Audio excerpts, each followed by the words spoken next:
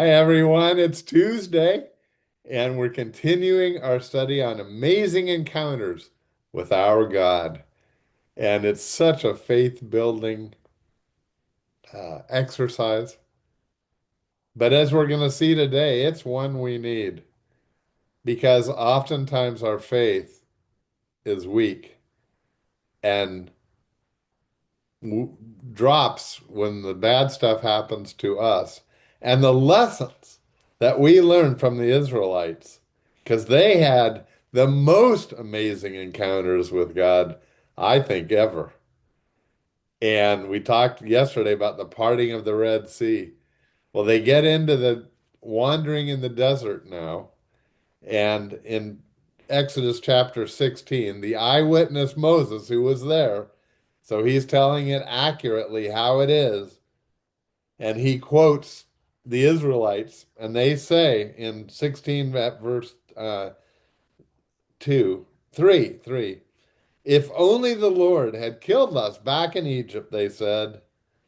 There we had pots filled with meat and ate all the bread we wanted, but now you've brought us into this wilderness all to starve.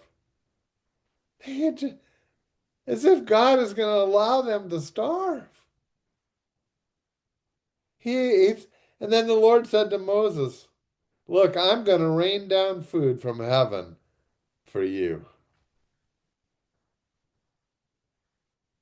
Israelites had doubted God, and they just believed that they were going to die of starvation, and the Lord would not allow that to happen. And so to me, this is so awesome because they got to have an amazing encounter with God every single day for 40 years. Why do I say that? Well, the Lord said that I'm going to rain down food from heaven. And then if you read the rest of chapter 16, it's exactly what he does. And that every day they can go out in the morning and it's like dew on the ground, but when they collect it, it's like seed and they eat it. And what's that called? Right. Manna. They manna. The Israelites, verse 31, called the food manna. It was white like coriander seed and it tasted like honey wafers. So God gave them greatness, great thing to eat. They're going to have food to eat. Don't you think that every morning that would really build their faith that this food comes from nowhere? But they complain and they didn't want just this bread like thing. And so they complained. And then verse 9 announce to the entire community, present yourselves before the Lord, for he's heard your complaining. And he brings quail, thick amounts of quail. So they get to eat meat every afternoon and every evening. Isn't that something? It's manna in the morning and quail at night. Wow. It's not a lot of variety, but it's sustenance. And they get to eat and they don't starve and God provides. How would your faith be? How is our faith? And here's the lesson. How many of us, and I bet it's most of us, thank our God when we sit down for a meal? And whether we're at home or in a restaurant, we thank our God that He has provided. And I think honestly it dates all the way back to these episodes. They had to be extremely thankful. And yet, their faith, as I'm going to read in just a moment, became weak once again. And yet they watched the Lord provide. Do you see a lesson in that for us?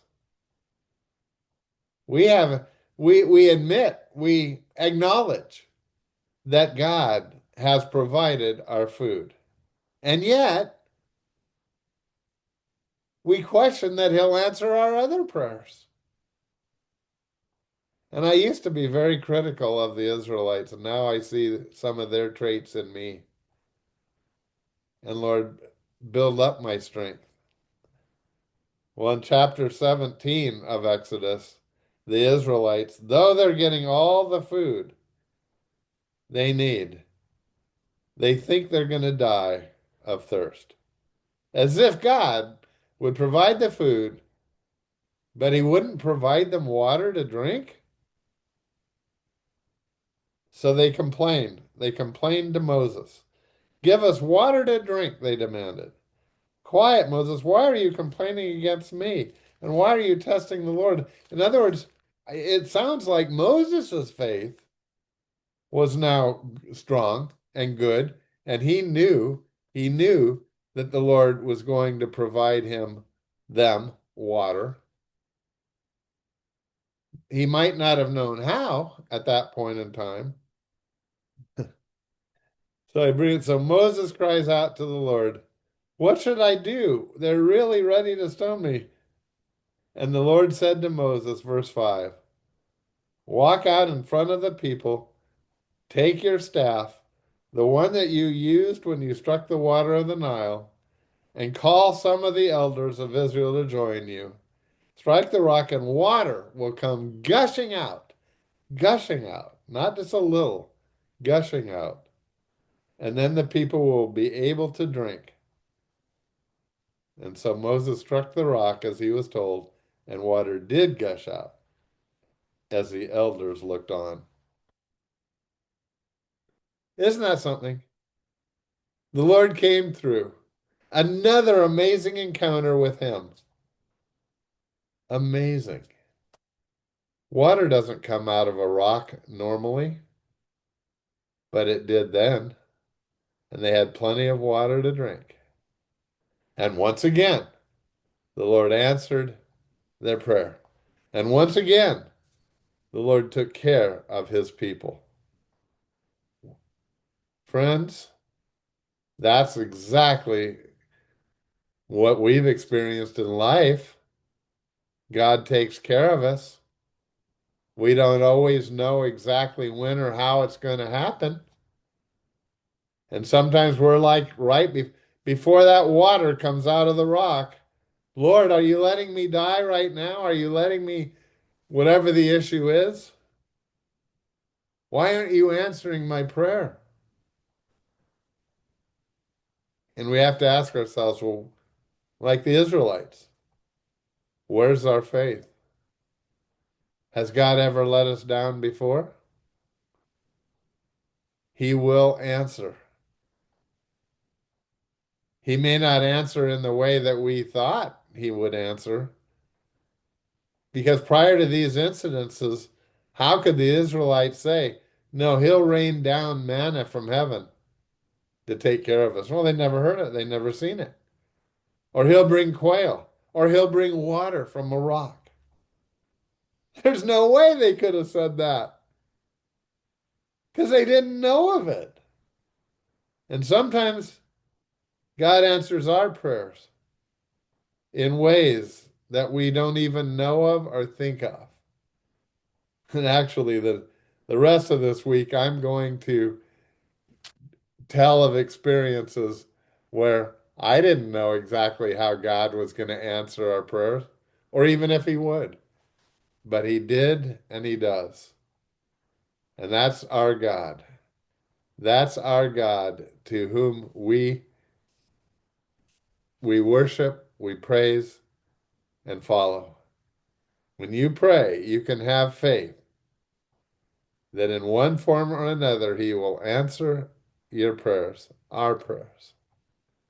That's the kind of God we have, and that's why we talk about amazing encounters with him.